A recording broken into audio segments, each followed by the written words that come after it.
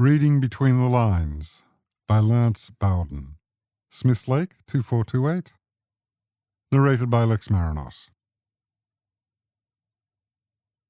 If that dreadful noise doesn't stop soon, there'll be no holding me back. The remark that carried a threatened tone shocked me to my very core, while at the same time my sense of vulnerability intensified as the words rang out and into my ears. Fortunately, on this occasion, there were 9 other pairs of ears that would witness my circumstances. I wasn't alone. You have 5 minutes. 5 minutes to write a short story using this phrase, and your time starts now. The ping from the small P inside the ceramic bell pulls me away from my fear. Attending the local writers' group for the very first time and feeling this challenge needed to be taken head on, I ploughed right into it. Sharing a love of writing with strangers doesn't feel strange or uncomfortable at all. In fact, it felt more like warm arms being wrapped around you after life doesn't seem fair. The relaxed nature within the group, as well as their respect for each other, was evident around the large rectangular table. No more clearly was this observed than when the chairperson asked us one by one to read aloud our responses to the stimulus phrase.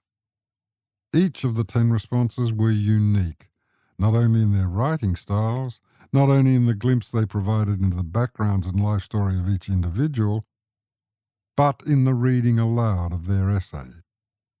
A small shiver made its way across my neck and shoulders as I was asked to read first. Was I being tested? No, of course not. Being the first reader was obviously out of politeness for the new guy to the group. Deep breath, and I was sharing my first impromptu essay. A small but reassured clapping of hands followed. It was all the encouragement I needed. When Jill was asked to read her contribution, she paused. As she looked at her writing, tears moved quietly down her cheeks. The chair, speaking in comforting tones, suggested that Jill's contribution might be read by Roz. Respecting Jill's situation, Roz read aloud what was to become one of the most articulated pieces of writing produced at the meeting. Jill's essay was cleverly constructed with a terrific twist in its tale. A respectful clapping of hands brought a reserved yet resilient smile to her face. The question as to why Jill was unable to read her essay aloud lingered as a private thought. However, known to the group and not to the new guy at the table was the fact Jill had a form of autism, which from time to time prevented her from presenting her work. Jill was managing her circumstances, and the writers' group was supporting her endeavours to become a published writer.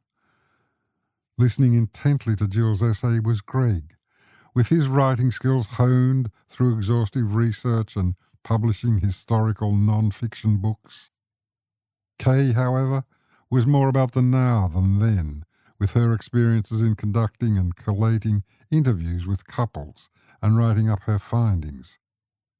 Her love of books and her ability to review them became obvious during the afternoon.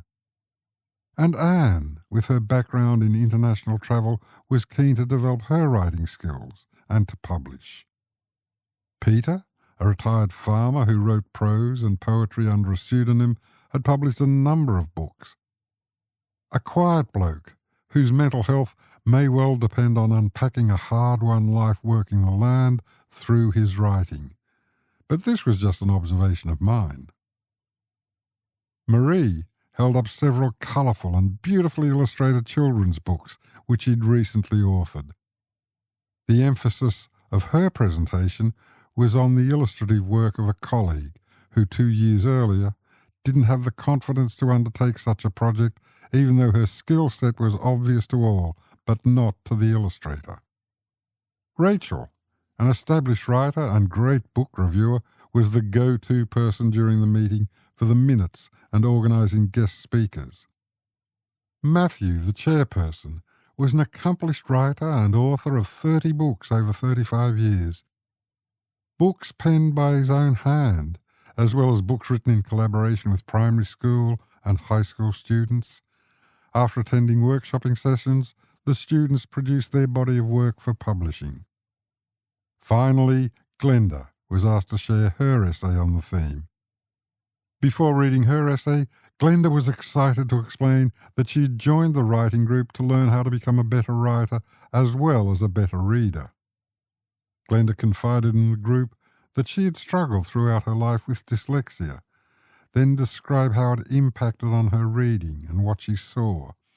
The playfulness of the letters and words and the movement of lines on the pages when reading.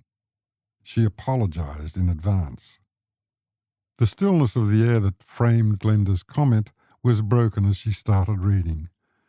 Glenda brought her writing to life, with the need to pause several times to prevent her words from scattering and changing the sense of what it was she had written and needed to say.